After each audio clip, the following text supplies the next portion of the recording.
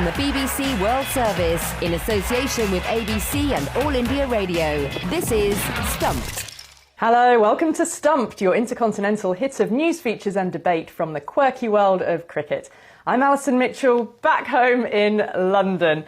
I don't have to do hotel quarantine, thankfully. There was a red channel when I came through Heathrow Airport, but coming from Australia and via Singapore, very much on the safe list. I've just got to do 10 days home isolation, which I can cope with.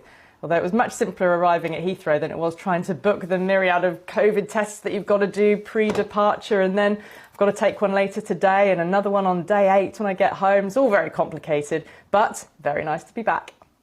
Well, there's going to be dancing in the pubs and the streets in Sydney next week. The lockdown is starting to break down, but we've been having a bit of rain here. In fact, I think it's the wettest March Sydney has ever had, and it's a pity. I think that the New South Wales players were in Hobart rather than here. Might have saved them the embarrassment of being bowled out for one of the lowest scores ever in Sheffield Shield.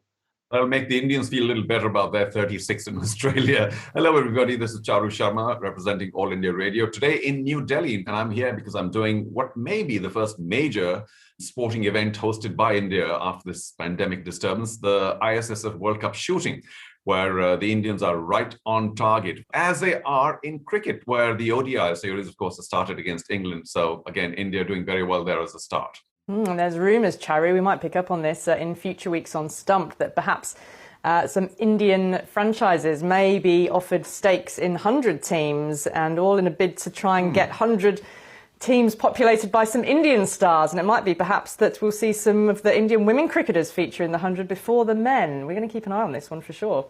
The women certainly have an opportunity before men because they haven't become such major commodities commercially in India at this point of time. But I'd be very pleasantly surprised if the BCCI were to give permissions for the franchises to actually send some of the Indian players to any overseas destination. If that happens, it'll be a fabulous breakthrough. Yeah, we'll see. I've got to tell you about my flight back out of Adelaide, by the way. I had the most personalised service because it was me and 3 other passengers. Can you believe it? 4 of us sitting in departures to get on an international flight. There were more cabin crew than passengers, and I got on board and the air crew said to me straight away, ma'am, we have reserved this toilet for you. So I had my own private toilet. I think I moved seats about 3 times actually in the cabin. Just, I had one where I sat and ate my food, one where I sort of sat and, reclined for a bit of a sleep. But then how about this for cricket being a small world? 4 of us on the aircraft. And I got chatting to one of my fellow passengers as we were boarding the plane. And he was a young lad who'd been out in Adelaide playing cricket because he plays for Surrey at the moment, making his way in the game, Ross Richardson. And so how about that? Of all of us who were on that plane, happened to be 2 of us from the cricket world. But before we bring in our special guest from India, who everyone's going to be very excited about, I just want to mention to you, Charu, about Shefali Verma, the young 17-year-old India women's star who has got back to number 1 in the T20 batting rankings. After that final T20 international against South Africa, she smashed, 60 off 30 balls? So it's a welcome return to the top because she was in the headlines for reasons of not being picked in the ODI squad initially. So this is a huge boost for her.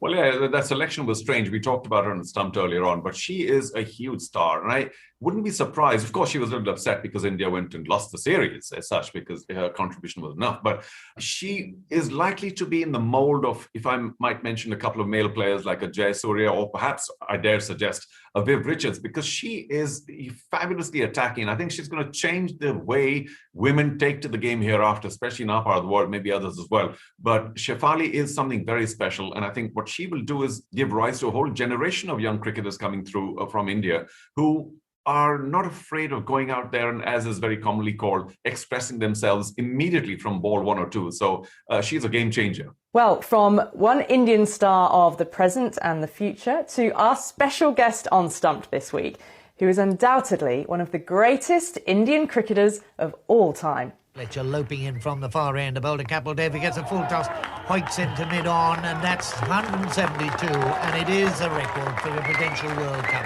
And that is the difference between these two sides. again. Oh, it could be over. Out! And India have caused one of the greatest upsets in the history of all sport. Wow, how about that? India winning the Cricket World Cup in 1983 under the captaincy of Kapil Dev, who is with us now on Stumped. Kapil, welcome to the programme. It's great to see you. How are you? Thank you very much. It's nice. Delhi weather is good, changing. It's much pleasant still. I would say one can go and play golf all the time. That is good news. We're coming on to golf, which is in fact why we've got you on the show. But first of all, it is a great honour to have you on. And we featured, in fact, that commentary moment on Stumped last week because it had been voted one of the 100 greatest moments in the history of Lord's Cricket Ground. Do you still get excited listening back to that? You must have heard it a lot over the years. Yeah, I think that was part and parcel of your life. You carry on, you move on in life. I don't look back. Yes, it was a great to win at Lord's, but you have to move on. You don't have to keep on thinking about that. Then your life is boring. It wasn't boring at the time. We know that. It was an amazing moment. But in terms of things moving on, we have got you on because of golf. Last week, you were inducted onto the board of the Professional Golf Tour of India. I mean, what has led to that? You obviously have a passion for the game. I have a passion for sports, let's put it that way. But I'm not a great spectator. I'm a person who likes to express myself, go and play different sports. But it's nice of PGTI. They asked me to become a part of their board. So it's a happy moment. When I was playing cricket, I never even seen golf course. And suddenly, after 20 odd years, you come out and try to help. How did you actually get into golf then if you weren't, really engaged with it when you were a cricketer? When I stopped playing, I said to my friend, look, I want to stay away from people. I just want to spend time with myself. He said, let's play golf. He said, only first hole, you will find people looking at you or they will see you. Once you hit the first shot, after that, for 4 hours, you, your 4 friends and caddies, maximum, you will be there. Nobody else will come to you or say anything. And that's what it happened. And after that, I started enjoying the game because I feel it was a challenge to myself. When I played cricket, I was depending on somebody, always. Here is, I hit a bad shot, I have to criticize. If I have a good shot, I will say, oh, that was nice. Hi there, Kapil. It's Jim Maxwell in Sydney. As we know, India's mad about T20 cricket. Now, is it true that you're trying to create some kind of golf in T20 format? We want to bring people back, but it's not so easy. 2 things are there. One, you have to bring little bit of money, and second, the player have to be also ready to experiment certain things. You can't say you can go for 4 days. You can have weekend, Friday, Saturday, or Saturday, Sunday, 2 days golf, and should be big enough money to survive themselves. And once they survive, then they don't mind having experiment, and that's what we are thinking about. Hi, this is Charu, Sharma. In fact, in New Delhi right now, so perhaps we should meet and play around a golf again. You mentioned a few things, and there's no doubt that Indian golf needs more activity, more events, more media attention. What is your immediate priority? As you mentioned, there has to be more commercial circles running around the sport, and I presume that you will now lead that effort. Oh, I will help them out, definitely. I can open a lot of doors and try to say bigger companies, bigger corporates should come into that. Can I put you on the spot, Kapil? Okay, what's your favourite now? Cricket or golf? You are asking if you're married second time, who's more favorite? I think one should understand your first love is a first love. Nobody can take that away. I mean, today, if I'm sitting here, definitely for cricket. But again, when you have a passion for other things, today I am totally in love with golf, without any doubt. I think I love cricket, and cricket gave me everything in this world, and the golf gave me a lot of friends. It's been a great pleasure speaking to you. Good luck. Enjoy the role. Thank you so much for being with us on Stumped. Thank you very much. Kapil Dev, what a legend, and indeed even more of a legend for coming on and having a chat with us as well. From the BBC World Service, this is Stumped on All India Radio. Well, next on Stumped, it is 25 years since Sri Lanka scripted one of cricket's greatest underdog stories. Sri Lanka need one more run to win the World Cup for the first time. Here's McGrath now. He bowls to Ranatunga, the captain, and nibbles that away through third man. He grabs a stump. The captain has scored the winning run for Sri Lanka, who have won the World Cup for the first time in their history. It's also the first time that a team batting second has ever won the World Cup. Chaotic scenes as the podium there in two halves is carried out into the middle. All the Sri Lankan team are out there now embracing their captain, and Aravinda de Silva on 107 not out. Well, that was the BBC's cricket correspondent Jonathan Agnew describing Sri Lanka beating Australia in Lahore to win the Cricket World Cup of 1996. And it was a huge moment for world cricket and a life-changing one for all of those involved. Now, last week, Sri Lanka's World Cup winners were reunited in Colombo's Shangri-La Hotel for a very special Silver Jubilee celebration of that triumph. And here's a little snapshot of how that night unfolded. Cheering for our Lankan Lions united under one flag, we achieved the unthinkable. 25 years later, we still bask in that glory, celebrating the victory of that 1996 World Cup. I'm Kumar Dharmasena from Sri Lanka.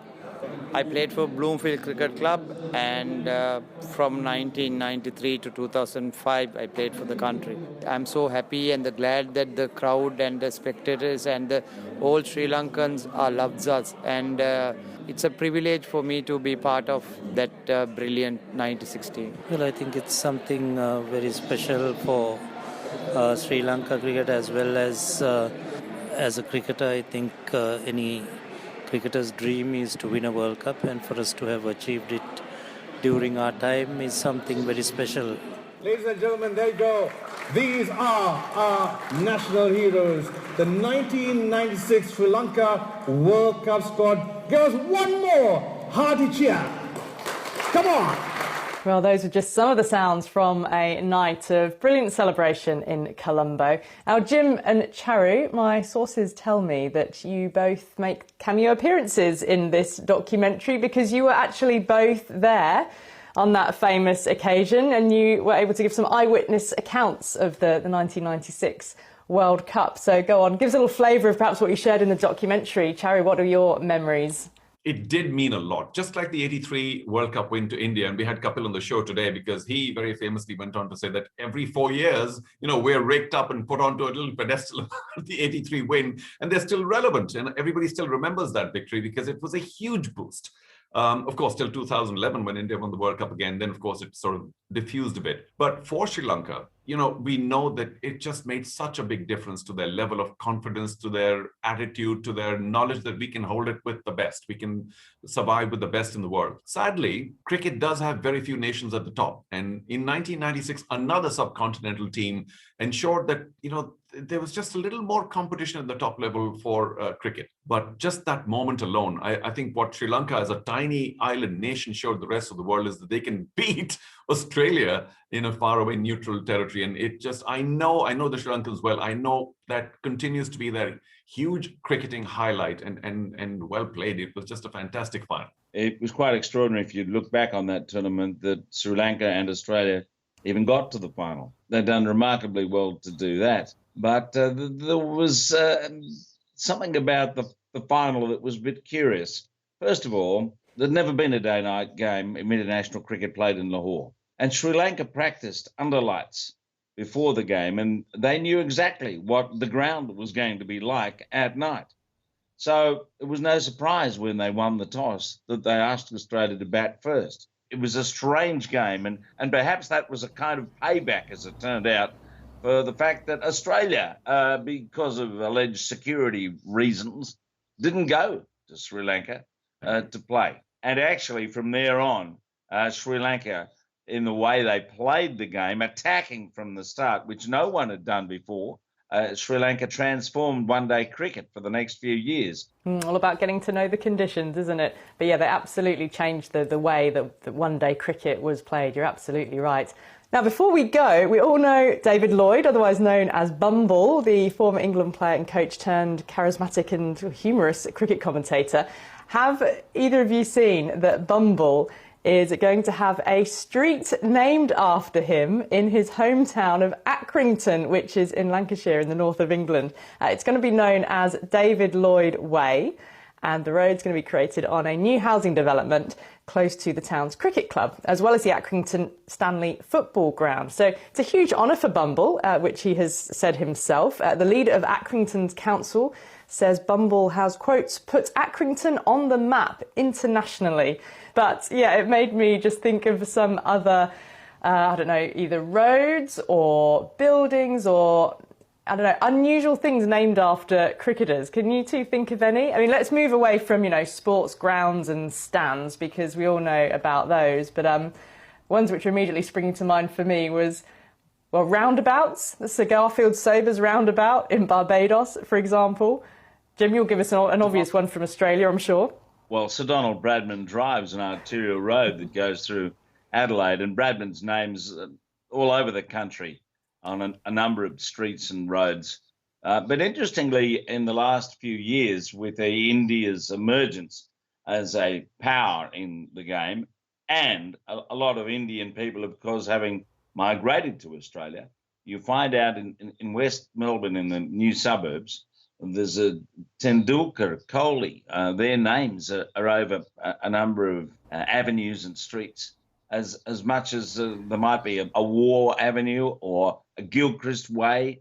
So it's not just Australian cricketers and sportsmen who have been recognised in Australia.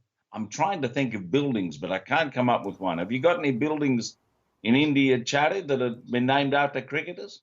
Well, no, I must confess, I mean, we're probably very far behind in naming specific things after sporting stars. And of course, the cricketers would probably lead that way. But one that I do remember, which is a bit like the roundabout you mentioned, Sir Garfield Sobers, is the one in Bangalore. And we have an Anil Kumble Circle, which is right in the middle of the city, very close to the stadium.